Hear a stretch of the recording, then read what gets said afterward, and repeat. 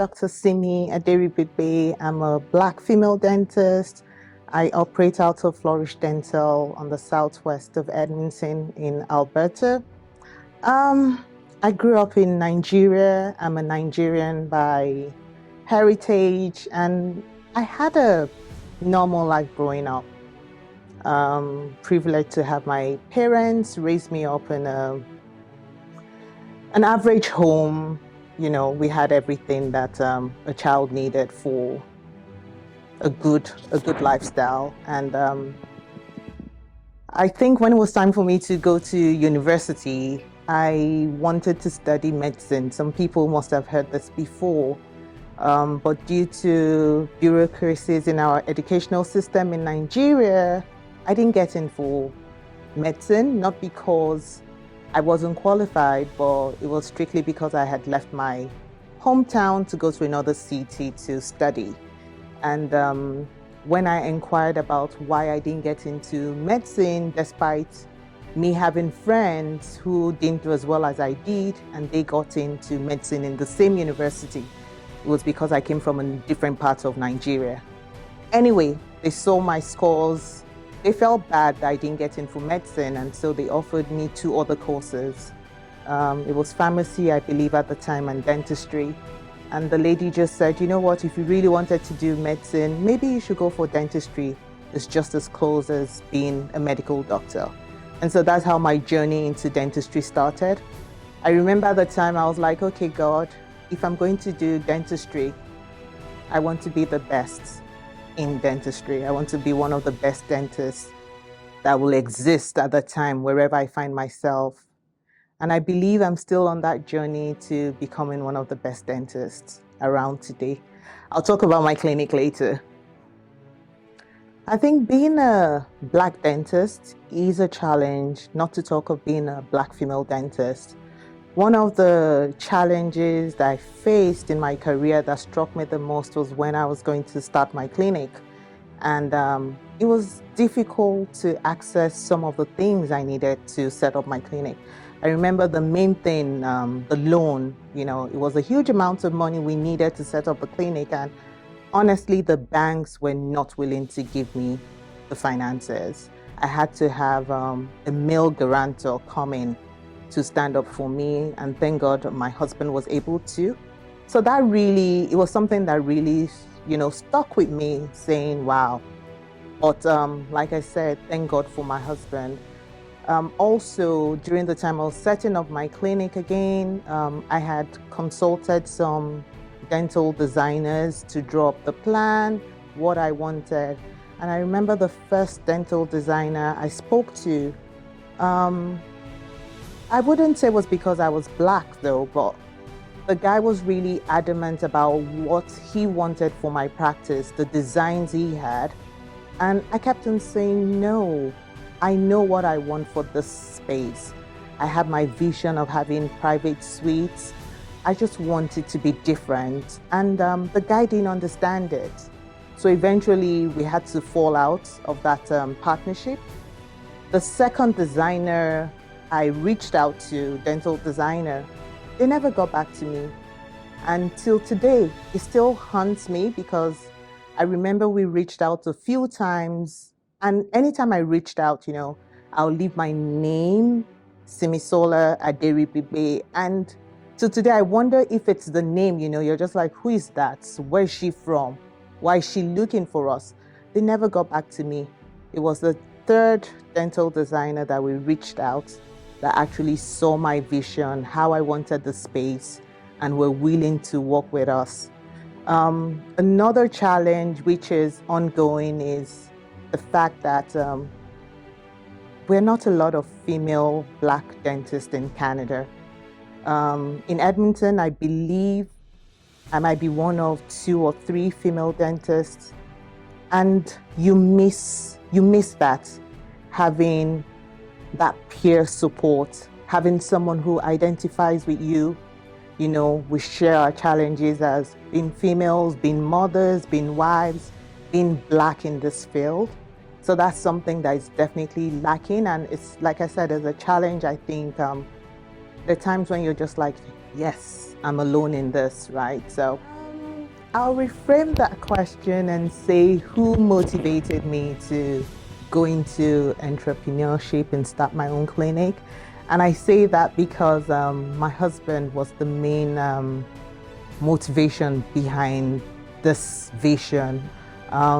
He knows me, he knows I strive for the best, he knows I strive for excellence in whatever I do. And when I finished my second training here in Alberta as my second dental training, he was like, Simi, I feel you should open your clinic. And so that was how this Flourish Dental became a reality. How do I strive to achieve diversity in this practice? Our commitment in Flourish is to provide excellence, exceptional and unparalleled care to our patients and our community. And when I say our community, everybody is included. Everybody, irrespective of your identity, irrespective of who you identify as, your background, your gender, your religion, everybody is welcome here. And I'll say with my team as well, we're open to anyone who is ready to run with our vision of striving for excellence, striving for exceptional care and unparalleled service. They're welcome to join us in our team. So we're open, everybody's family. So, what advice would you give to other aspiring Black female dentists who are navigating their own career paths? I'd just like to encourage anyone out there. I believe at this point in time in Canada, we have a lot of immigrants, we have a lot of people who have come into Canada, and some of them might be dentist trained back home and trying to get into the system. I just want to encourage you. The stage at which I went back to school in Canada, I was 40, I had a family, I had 2 kids that were in elementary school. And so if I can do it, I believe anyone can do it. All you just need to do is to have the dream that you want to get back into your profession and to pursue that dream diligently. If you have a dream, I believe you're the only one who has the power to make that dream a reality, to transform that dream into your physical manifestation. So, like I said, if I can do it at the age which I did it, anyone can do it. We do support charitable organizations. We do a lot of community dental work. Last year, we were in Central America, Guatemala, where we just went on a mission trip and provided free dental care to people in that community. So that was very, very, it was something that was satisfying.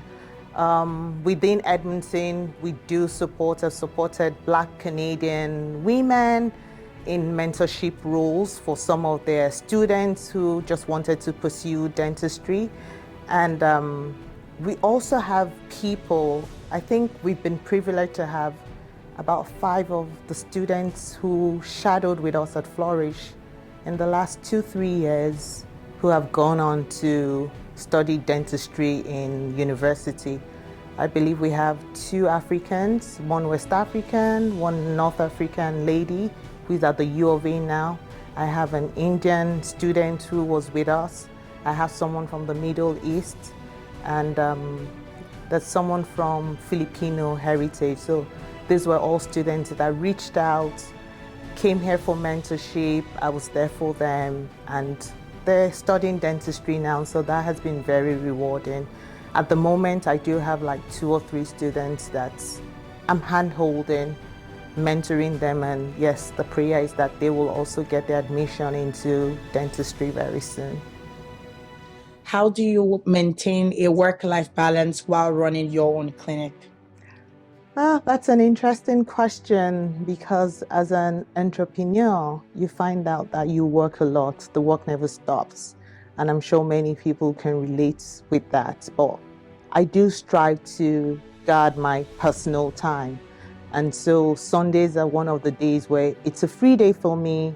I don't do anything work. Like even answering my phone on a Sunday is almost it's a task, because that's my me time, that's personal time, that's family time, and I guard it very diligently. Also, one of the things I'm striving to do this year is I want to define my days. So there are days where it's personal, it's strictly personal, and there are days where it's going to be work, and that's work.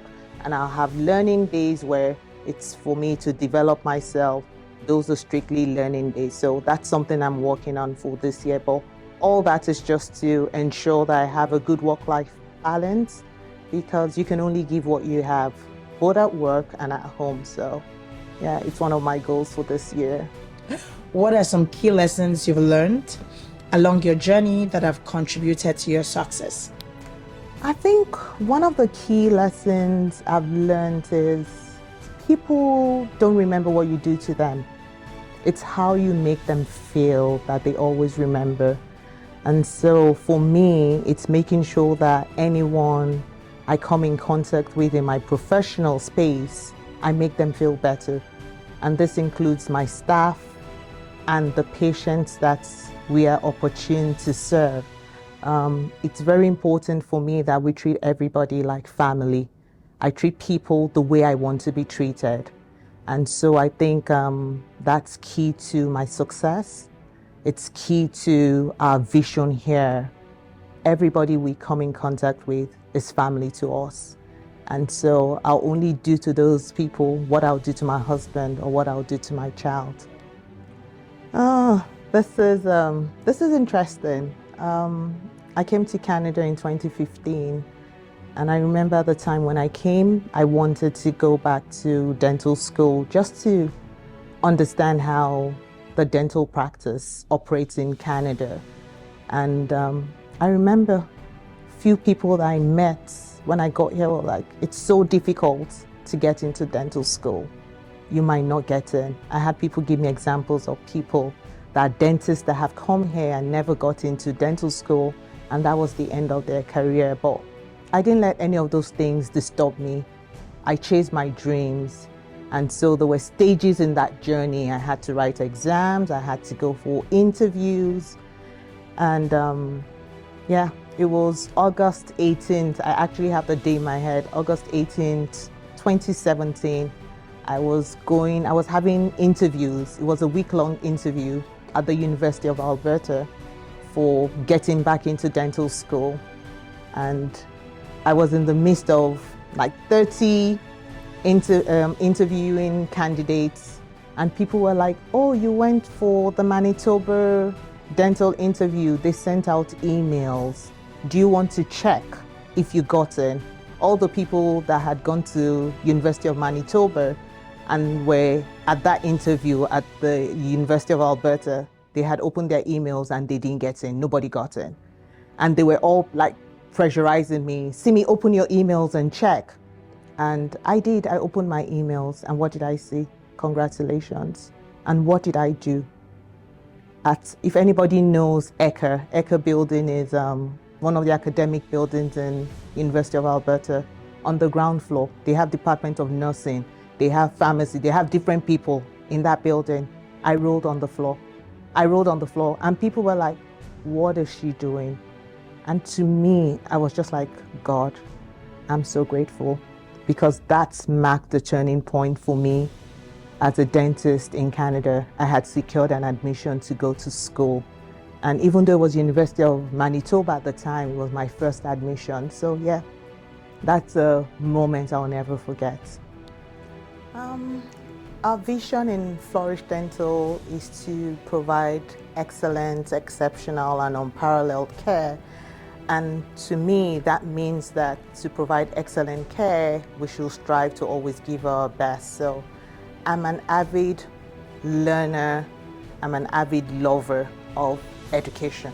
I just love to find out what's going on, what's new, newest technology.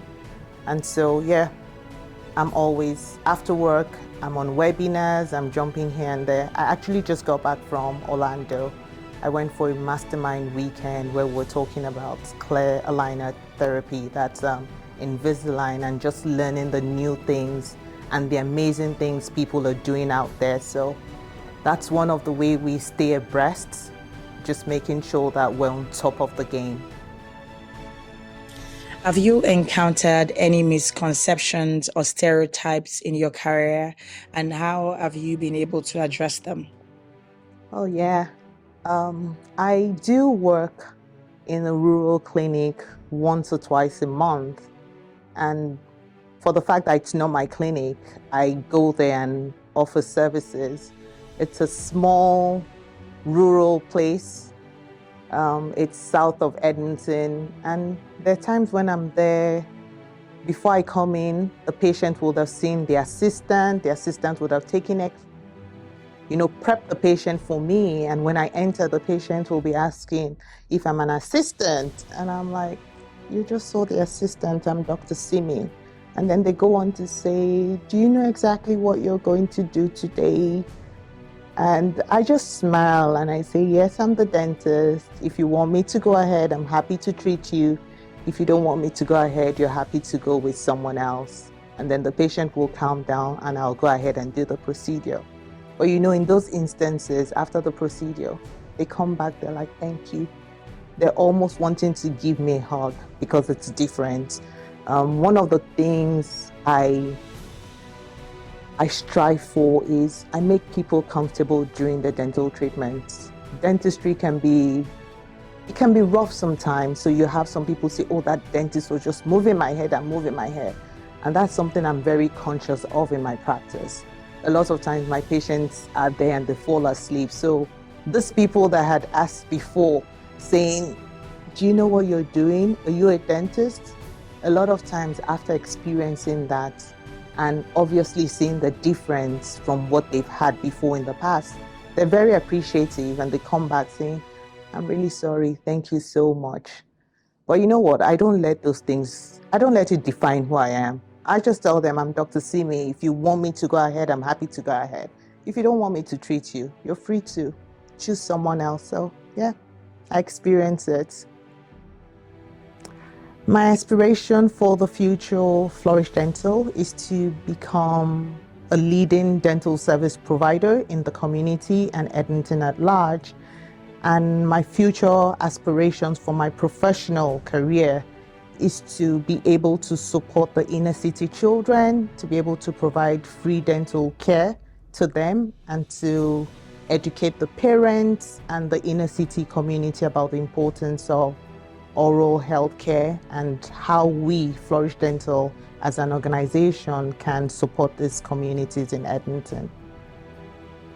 We treat everyone with love, respect, and dignity, and it's mutual. So I expect our patients as well to treat us with respect and dignity when they come in here. And I'm also particular about creating a space, an environment where people can express themselves. So speaking about my team, this is a safe space where they're able to celebrate their successes as well as voice their concerns. So if there's anything within the practice that they feel we can work on, I'm always open. I'm open to suggestions. I'm open to their opinions about how we can make our service better. And same thing extends to our patients. This is a safe place where our patients can come in, voice their concerns without feeling any shame, without feeling any judgment. We see people that never seen a dentist before, and it's okay. There's always a first time. So yes, we try to create that space in Flourish. We also create a private space for our patients. We have private suites. So when people come in, you're in your private room. Nobody hears our conversations. You're able to fully express yourselves. And we're welcome to parents and kids alike. Like I encourage people, if you have children that are 6 months old, bring them in. We make the space welcoming for kids. We have kids that come in here and their parents are having some treatment. The children are out at the front. They make sure they're engaged. They give them coloring books. The staff keep them engaged. So it's a welcoming space for all. One of the things we also do at Flourish is after you've had your care, we give you oral hygiene products. We teach you and educate you about how to maintain your oral hygiene at home. So adults go home, if you're coming for the first time, you go home with an electric toothbrush. And when you come for your subsequent appointments, we give you the refill heads. Some people don't like the electric toothbrush. We give them the manual toothbrush.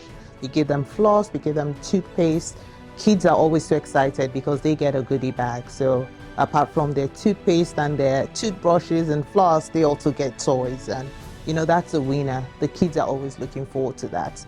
They pester their parents about coming to the dentist. We want to see Dr. Simi because they know they'll get a toy. So I will say that our reviews speak a lot for what we offer in Flourish Dental. So many people have kind things to say about the experiences when they come here. Last week, Thursday, I saw a patient, and this is one of the life-transforming moments for patients and for me as a dentist. She's straightening her teeth at the moment, and when we started the journey, I said, this is a very difficult case. In fact, I didn't want to take up the case because I wasn't sure we're going to get the results. But we started, and she told me, she said she's ready to accept compromised results, anything better than where she's starting from. I saw her last week, Thursday, and the transformation, like the smell was changed.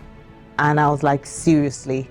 The patient was like, yes, I don't even know. But yeah, I noticed I'm not biting the way I used to bite before.